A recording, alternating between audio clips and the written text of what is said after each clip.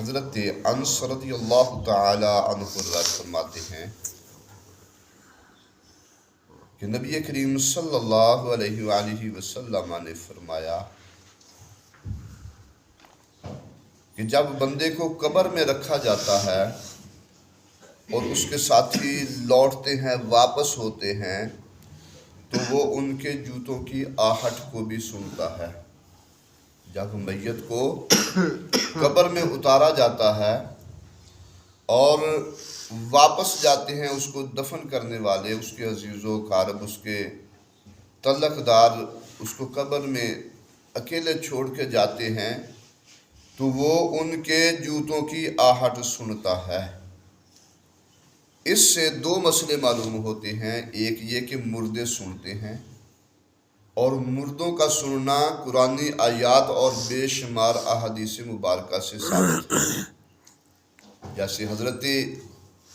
شعیب اور حضرت صالح علیہ السلام نے عذاب یافتہ قوم کی لاشوں پہ کھڑے ہو کے فرمایا وَقَالَ يَا قَوْمِ لَقَدْ أَبْلَغْتُكُمْ رِسَالَةَ رَبِّي، اور کہا کہ اے میری قوم، بے شک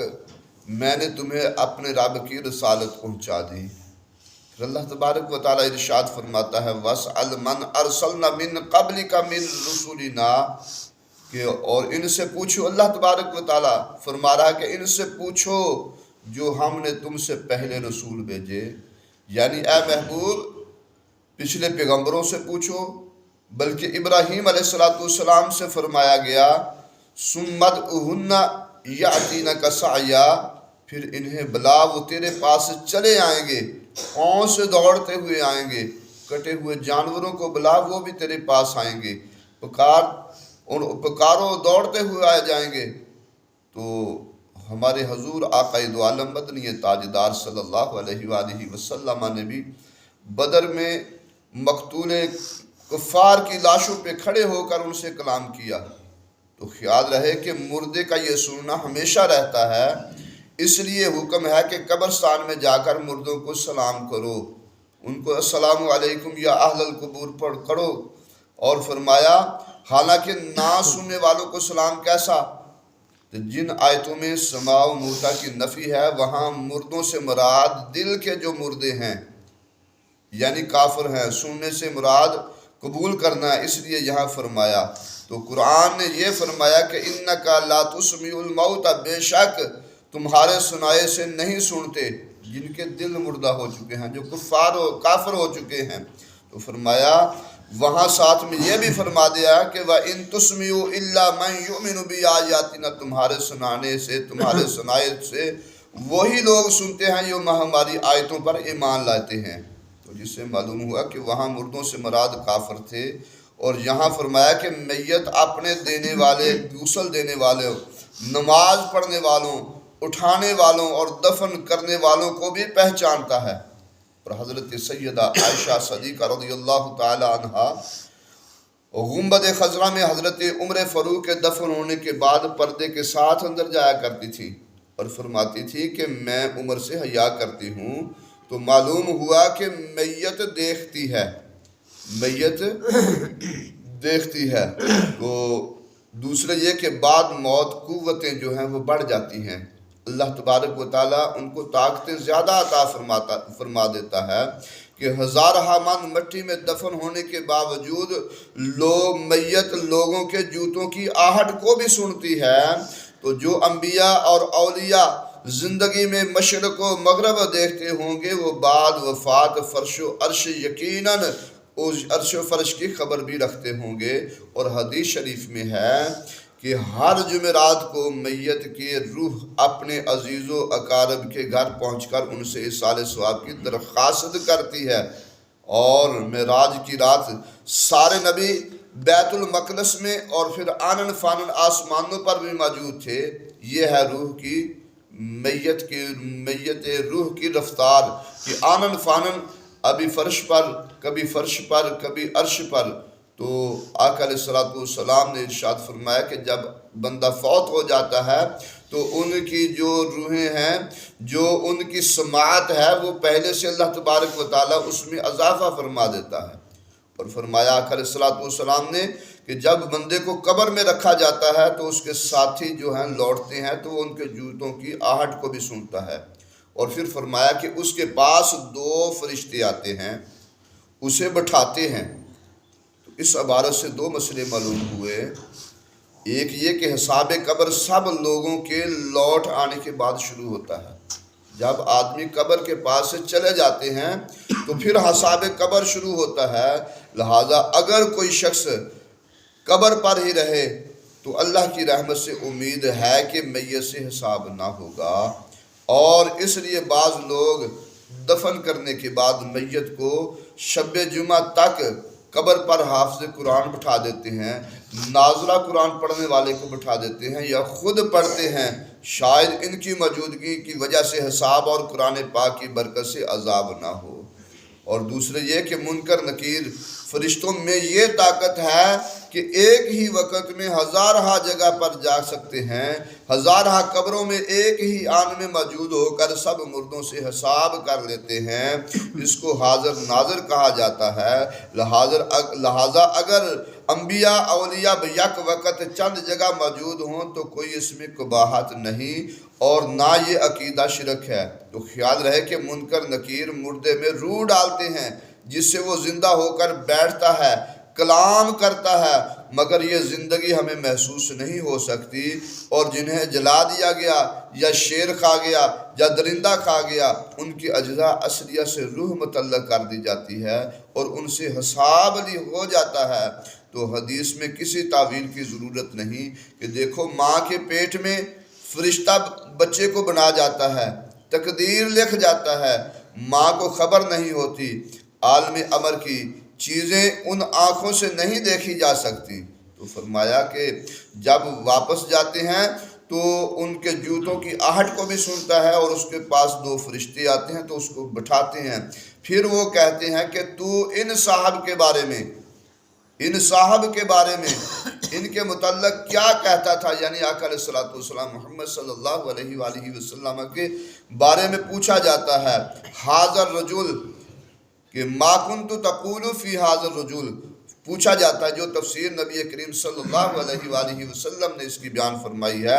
کسی راوی کی تفسیر سے نہیں، ورنہ وہ رسول اللہ یا نبی اللہ کہہ دیتے کہ یہ اللہ کے رسول، یہ نبی، ان کے بارے میں تو کیا کہتا تھا۔ اس سے چند مسئلے معلوم ہوئے۔ ایک یہ کہ حساب قبر حضور نبی کریم علیہ الصلوۃ والسلام سے نہیں لیا گیا، کیونکہ حضور ہی کی پہچان کا حساب تو لیا جائے گا، حضور آقا علیہ الصلوۃ والسلام کی پہچان کا ہی حساب تو قبر میں ہوگا، تو پھر آپ سے کیسے حساب ہوتا۔ دوسرے یہ کہ قبر میں ہر مردے کو قریب سے حضور نبی کریم صلی اللہ علیہ وآلہ وسلم کی زیارت کرائی جاتی ہے، جیسا کہ یہاں حاضہ فرمایا کہ حاضہ، تو معلوم ہوا وہاں بولتے ہیں حاضہ جہاں چیز نظر آ رہی ہو، قریب بھی ہو۔ تیسرے کہ یہ حضور صلی اللہ علیہ وآلہ وسلم بیک وقت سب کی قبور میں پہنچ جاتے ہیں، یا سب کو بیک وقت نظر آ سکتے ہیں، جیسے سورج کی شعاعیں بیک وقت لاکھوں جگہ موجود اور بیک وقت خود ہر جگہ نظر آتا ہے، تو اس سے حاضر و ناظر کا بھی مسئلہ حل ہوا۔ چوتھے یہ کہ فرشتے خود حضور کی زیارت کراتے ہیں، نہ کہ آپ کی تصویر، کیونکہ فوٹو نہ رجل ہے، نہ اس فوٹو کا نام محمد ہے، نہ ہی فوٹو نبی ہے۔ جیسے پتھر کو خدا کہنا شرک ہے،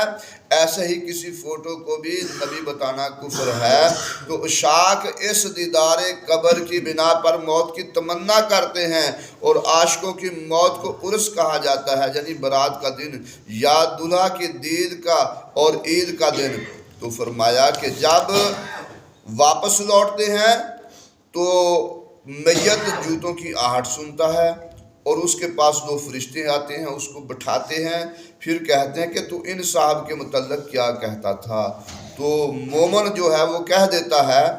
میں گواہی دیتا ہوں کہ وہ اللہ کے بندے اور اس کے رسول ہیں، میں گواہی دیتا ہوں کہ وہ اللہ کے بندے اور اس کے رسول ہیں۔ یعنی جس کا ایمان پہ خاتمہ ہوا، اس نے حضور کو دیکھا ہو یا نہ دیکھا ہو، نورانی نور سے پہچان لیتا ہے، اور تڑپ کر پکارتا ہے کہ یہی تو وہ ہیں جن کا میں نے کلمہ پڑھا تھا۔ اور بعض عشاق کہہ بیٹھتے ہیں کہ میں نے عمر بھر ان کو رسول مانا، اب ان سے پوچھو مجھے اپنا امتی کہتے ہیں یا کہ نہیں کہتے، جیسا کہ بعض صوفیہ کے کشف سے ثابت ہے۔ تو فرمایا کہ ہر بندے سے پوچھتے ہیں، تو تب ان سے کہا جاتا ہے کہ اپنا ٹھکانہ دوزخ والا دیکھ لے جسے اللہ نے جنت کے ٹھکانے سے بدل دیا۔ اپنا ٹھکانہ جو تجھے دوزخ میں ملنے والا تھا وہ دیکھ لے، اللہ تبارک و تعالیٰ نے اس کو جنت سے بدل دیا۔ سبحان اللہ کہ اللہ نے ہر بندے کے دو ٹھکانے رکھے ہیں، ایک جنت میں اور ایک دوزخ میں۔ کافر جو ہے وہ اپنے ٹھکانے پر بھی قبضہ کر لیتا ہے اور مومن کے دوزخی ٹھکانے پر بھی قبضہ کر لیتا ہے، اور مومن جنت میں اپنا اور کافر کا جنتی ٹھکانہ سنبھالتا ہے۔ تو اللہ تبارک و تعالیٰ ارشاد فرماتا ہے وَأَوْرَثْنَا الْأَرْضَ، اور ہمیں اس زمین کا وارث کیا۔ تو اس حدیث کا مقصد ہے یعنی اگر تو جناب مصطفیٰ صلی اللہ علیہ وآلہ وسلم کو یہاں نہ پہچانتا تو دوزخ میں جہاں رہنا تھا، یہ اس لیے کہا جاتا ہے تاکہ مومن کی خوشی جو ہے وہ دوبالا ہو جائے۔ وہ ٹھکانہ اللہ تبارک و تعالیٰ نے جنت میں بدل دیا۔ تو فرمایا لیکن منافق اور کافر وہ ان دونوں کو دیکھتا ہے، جنت کو بھی، جنت کے ٹھکانے کو بھی اور دوزخ کے ٹھکانے کو بھی، لیکن منافق اور کافر اس سے کہا جاتا کہ ان صاحب کے بارے میں کیا تو کہتا تھا؟ تو وہ کہتا ہے میں نہیں جانتا، جو لوگ کہتے تھے وہی میں کہتا تھا، جو لوگ کہتے تھے وہی میں کہتا تھا۔ میت اپنی قبر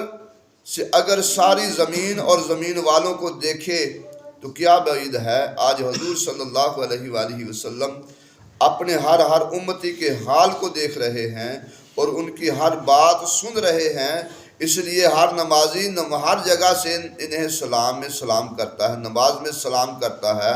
تو اس سے معلوم ہوتا ہے یہ قبر، یہ اشارہ، یہ عقلیہ اور وہمیہ یعنی فرشتے جمال محمدی دکھا کر پوچھتے ہیں، فرشتے پوچھتے ہیں، محض ذہنی یا وہمی چیز کی طرف اشارہ نہیں کرتے، کیونکہ کافر حضور سے خالی ذہن ہے۔ اگر ان کے سامنے جمال محمدی نہ ہوتا تو وہ تعجب سے کہتا کہ کسے پوچھتے ہو، یہاں تو کوئی بھی نہیں۔ یہ حدیث جو ہے وہ حضور نبی کریم صلی اللہ علیہ وآلہ وسلم کے حاضر ناظر ہونے کی بھی قوی دلیل ہے کہ منکرین سے انشاءاللہ اس کا جواب نہیں بنے گا۔ سورج بیک وقت لاکھوں آئینوں میں جلوہ گری کر سکتا ہے تو نبوت کا سورج بھی لاکھوں قبروں کو بیک وقت چمکا سکتا ہے۔ تو فرمایا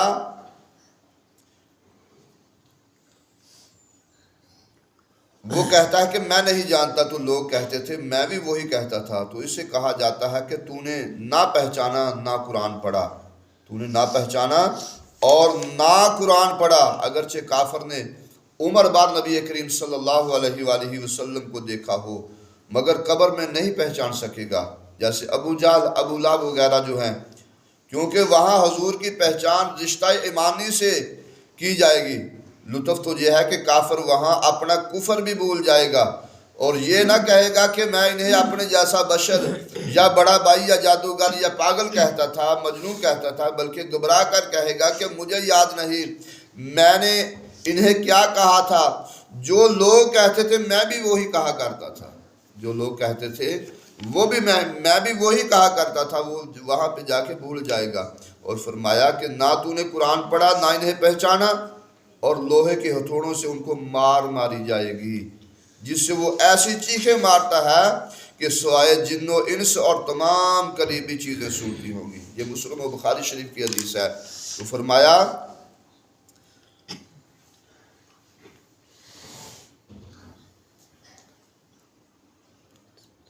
نہ تو نے پہچانتا ہے عقل سے اور نہ تو نے قرآن پڑھا، نہ قرآن کے ذریعے سے مانا، نہ علماء کی پیروی سے ان کی پہچان کی، تو ظاہر یہ ہے کہ گفتگو سارے ہی کافروں اور منافقوں سے ہے، اس میں کسی تعویل وغیرہ کی ضرورت نہیں، کیونکہ جن و انس ایمان اور شرعی احکام کے مکلف ہیں اور ایمان بالغیب ہے، چاہے اس کے لیے قبر کا عذاب اور کافر مردے کی چیخ و پکار ہو، ان دونوں سے ان کو مخفی رکھا گیا، پوشیدہ رکھا گیا تاکہ یہ غیب شہادت نہ بن جائے۔ ان کے علاوہ باقی تمام قریبی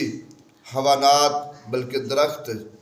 چرند، پرند، ہر چیز جو ہے، پتھر وغیرہ بھی آواز سنتے ہیں مردوں کی۔ اور خیال رہے کہ ہر قبر میں سوال جواب کرنے والے 2 فرشتے جاتے ہیں تاکہ یہ گواہ بھی بن جائیں،